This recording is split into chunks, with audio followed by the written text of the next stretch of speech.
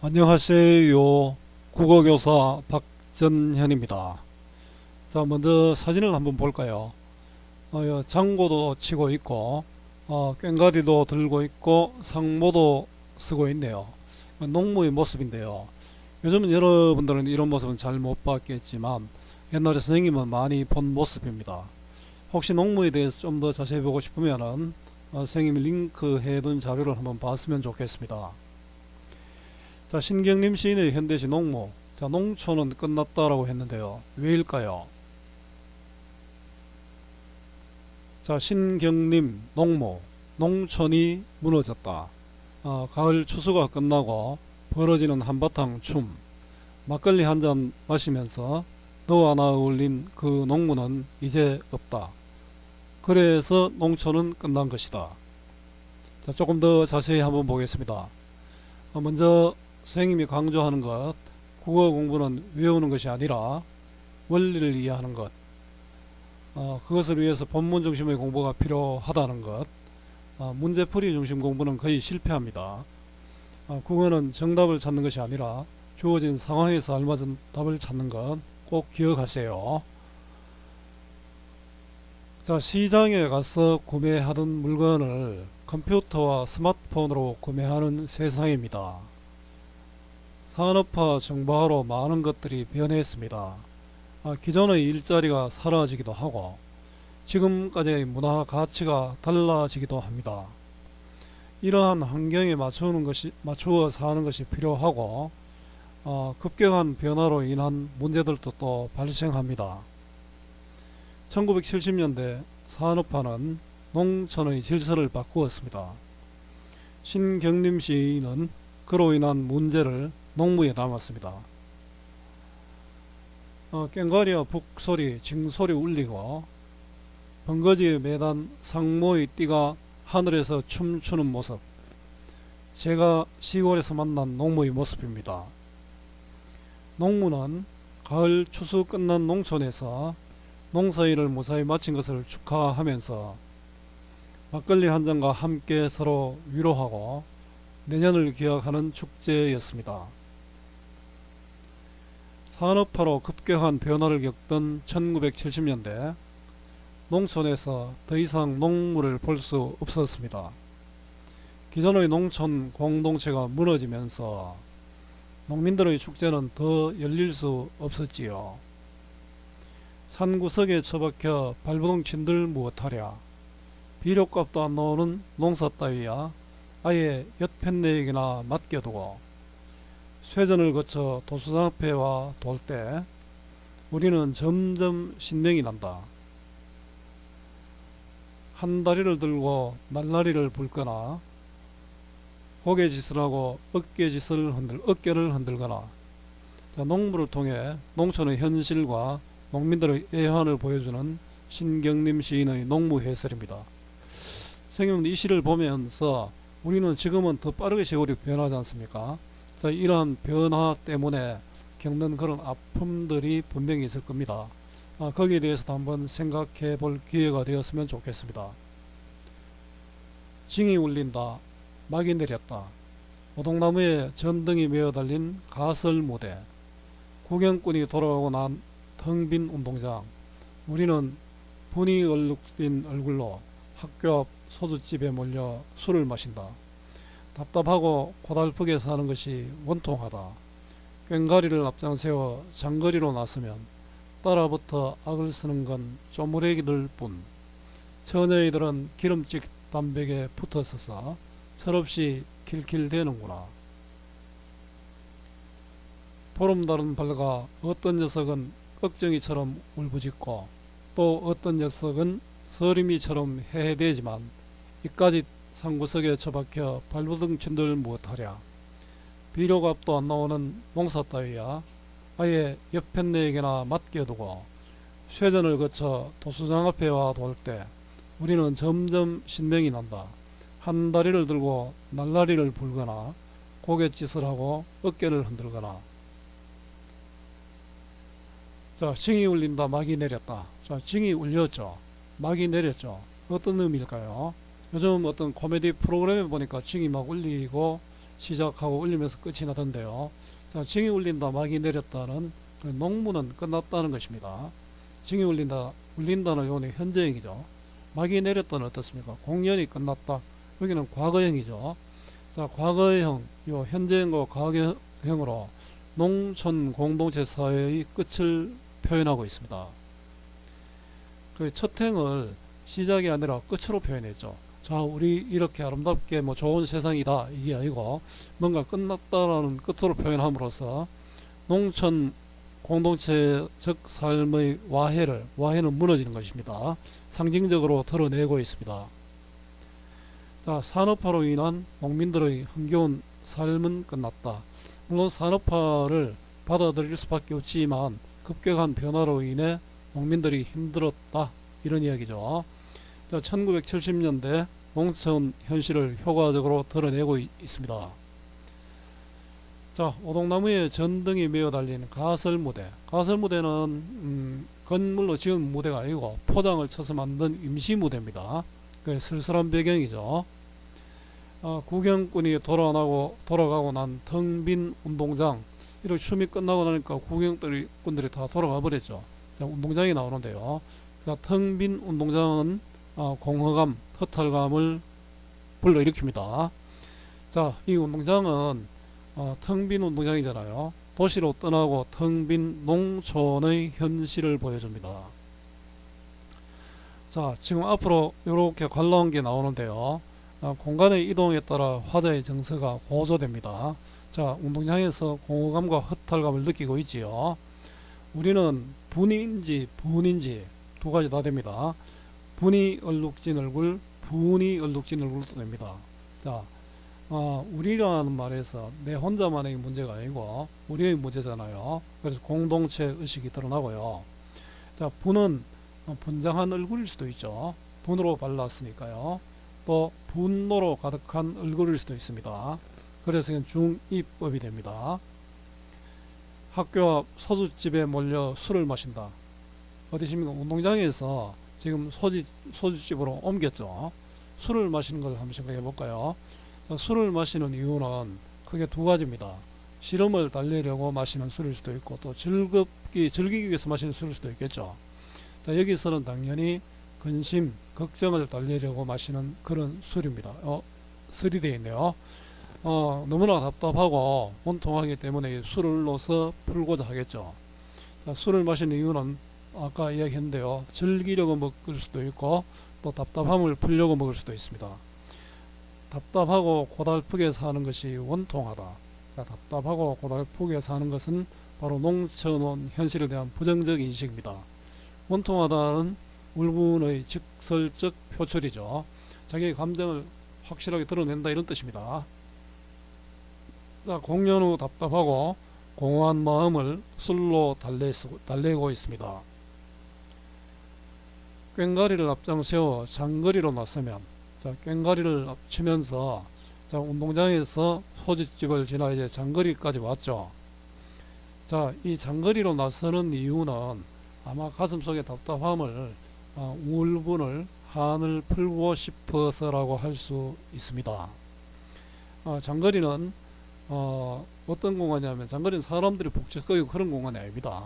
그래서 지금은 쓸쓸하고 이런 공간이죠. 사람들이 없고 공동체가 해체되고 삭막해져 버린 현실을 드러냅니다. 자, 따라부터 악을 쓰는 건 쪼무레기들 뿐이다. 자, 쪼무레기들 한번 볼까요? 대갈로 해놓은 것이 뒤에 또 나오는데요. 처녀애들이 나오는데요. 농민의 현실을 이해하지 못하는 그런 존재가 되겠죠. 또 이런 뜻도 됩니다. 젊은 남자가 없는 농촌의 현실입니다.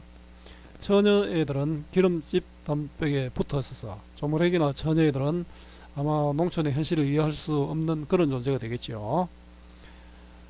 철없이 낄낄대는구나. 철없이 낄낄대는구나는 그 냉담한 반응, 반응이 좋지 않다. 즉, 이것은 옛날에는 농무를 추면하면서 서로 박수치고 춤도 추고 서로 어울리고 이래 했는데 그렇지 않죠. 그 농무의 권위와 기능 상실로 인한 서글픔이 드러난다고 할 수 있습니다. 자, 장거리에서 농무에 대한 반응, 서글픔이 됩니다. 보름달은 밝아 어떤 녀석은 자, 보름달 한번 볼까요? 보름달은 우리 보통 밝고 풍성한 이런 이미지죠.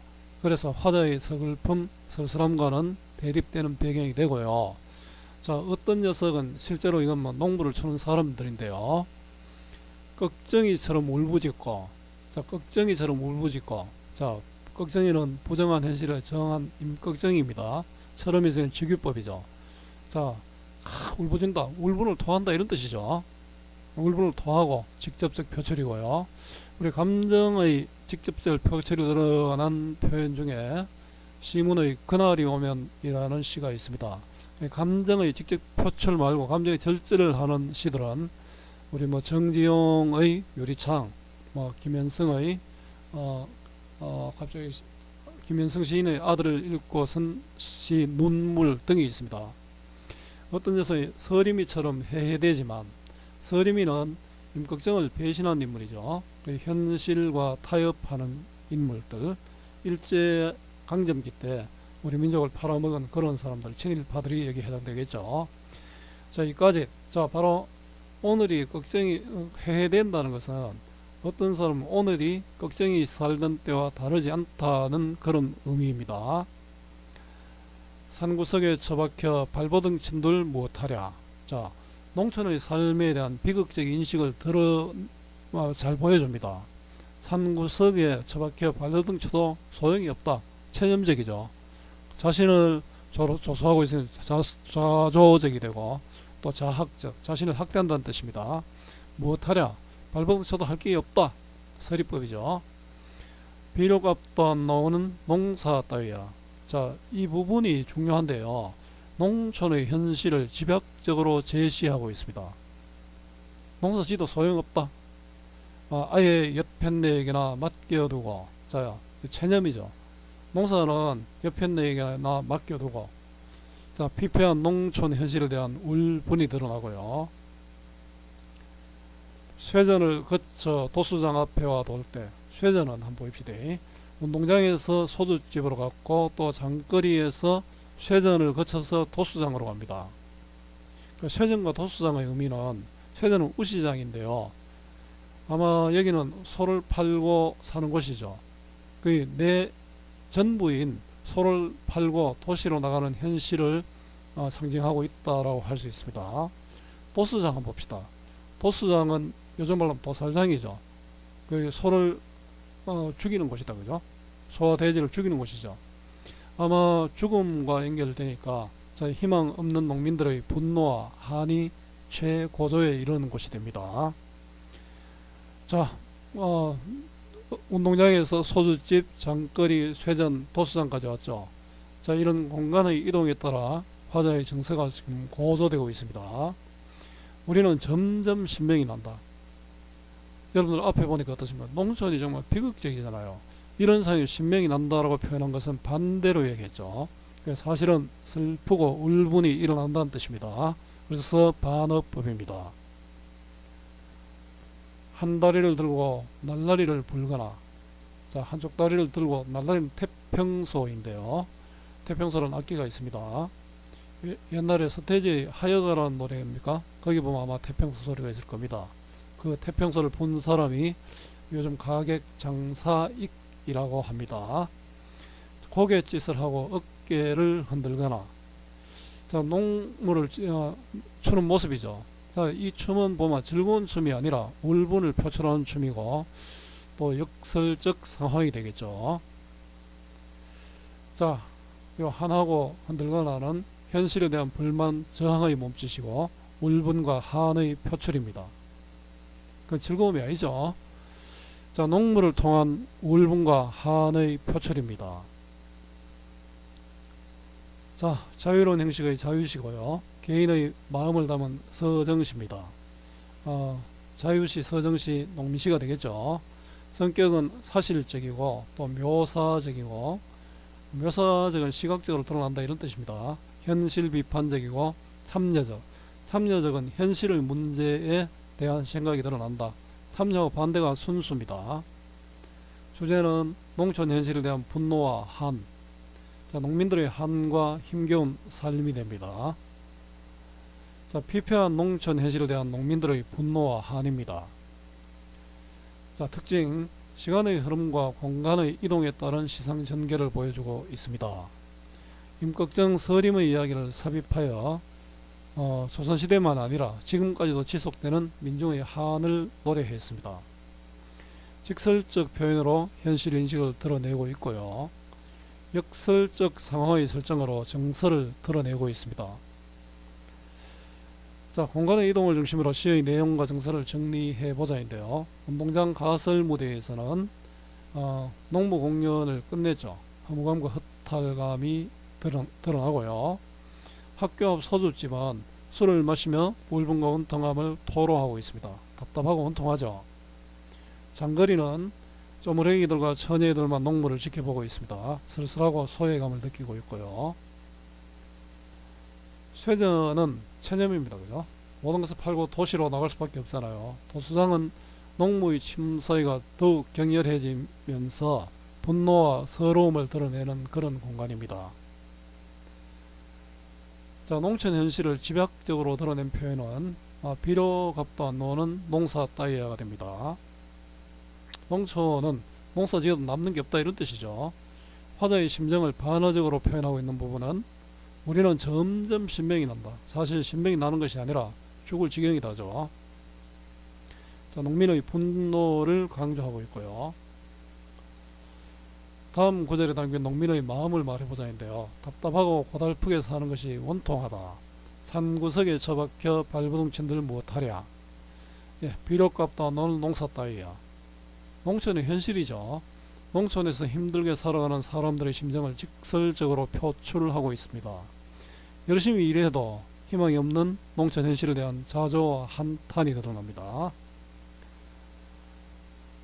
다음 글을 읽고 이 시의 징이 울린다, 막이 내렸다라는 첫 행은 어떤 의미를 강조하기 위한 것일까 말해보자. 1960년대 후반에 경제개발이 우선시되면서 중공업 위주의 산업정책을 펼치죠. 공장이 건설되면서 도시의 팽창이 이루어집니다. 자, 농민들은 사실 농촌에서 농사를 짓는 것이 힘들죠. 그래서 농촌 젊은이들은 도시로 올라와 공장의 노동자로 취직하게 됩니다. 도시는 더욱 비대해지고 노동력을 잃은 농촌은 공동화되면서 도시와 농촌의 격차가 더욱 커집니다. 요즘도 이제 수도권과 지방의 문제가 심각하죠. 자, 산업화로 인한 농촌 공동화의 결과이고요. 원래 농무는 전통적으로 농사를 통해 생계를 꾸려가던 농촌 사회에서 농사를 지은 후 구성원들이 자축하는 의미에서 행하던 축제의 향연이었습니다. 그런데 1960년대, 70년대 넘어오면서 농무는 농촌에서 자치를 감추었습니다. 농촌 공동체가 와해되면서 농무가 더 이상 농민들의 향연으로 역할을 하기 어려워졌죠. 자, 농무의 소멸입니다. 1970년 농촌의 현실과 농무에 대한 설명을 보여주는 좋은 글입니다. 자, 첫 구절은 흥겨움이 아니라 막이 내리는 장면으로, 막이 내렸다는 것은 어떤 상황이 끝났다는 것이고요. 첫 행을 시작이 아니라 끝으로 표현하면서 농촌 공동체적 삶의 와해를 드러내고 있습니다. 시 본문 해석할 때 선생님 설명을 했습니다. 자, 산업화로 인한 농민들의 흥겨운 삶이 끝났다. 그 농촌 현실을 효과적으로 제시했습니다. 이 시의 마지막 두 시행에 대한 학생들의 해석을 하고 있다. 두 학생의 해석에 대한 자신의 생각을 정리하고 자신은 이 부분에 어떻게 생각하는지 말해보자인데요. 자, 이 부분은 여러분들이 한번 해결해 봤으면 좋겠습니다. 자, 국어 공부 어렵지요. 학교 수업하고 학원 수업과 인강까지 들어도 오르지 않는 국어 성적. 자, 배우는 국어 공부가 아니라 익히는 공부, 문제풀이가 아니라 본문 중심의 공부가 필요합니다. 자, 선생님이 준비한 국어 공부 잘하는 법 여러분들 꼭 한번 읽어봤으면 좋겠습니다. 선생님 요즘 자료를 만들 때 마지막에 전부 이 부분을 소개하는데요. 정말 여러분들 꼭 읽어보기 바랍니다. 자, 오늘 신경림 시인의 농무 이 수업이 여러분들에게 조금이라도 도움이 되었으면 좋겠습니다. 수고 많았고요. 오늘도 고맙습니다.